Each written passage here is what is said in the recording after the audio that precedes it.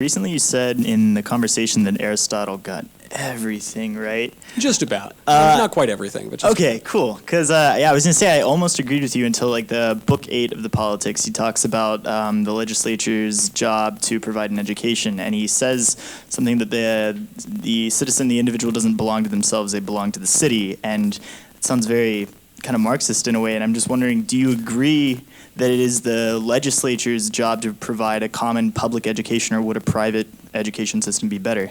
A private education system is better in the United States, but in defense of dear old Grandpa Aristotle, I don't think what he's writing about is exactly Marxist. What he's writing about is an idea that has been lost, which are the virtues and the role of a citizen in a society, not necessarily the DMV, not going down to some awful bureaucratic institution, but the role that we have and the relationship that we have to our families and to our communities and to our state.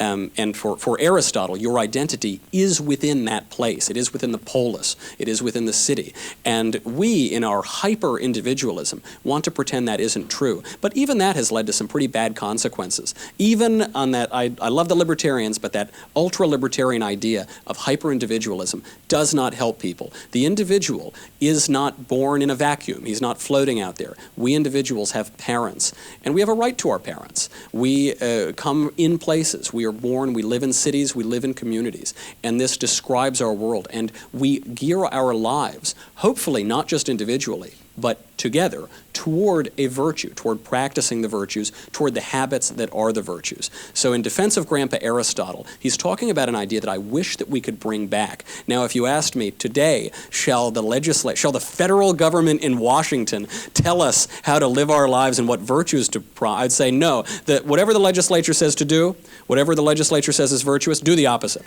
If you do the opposite, you're likely to be leading a good life. But that's because we have lost the moral language and the cultural underpinnings with which to talk about virtue.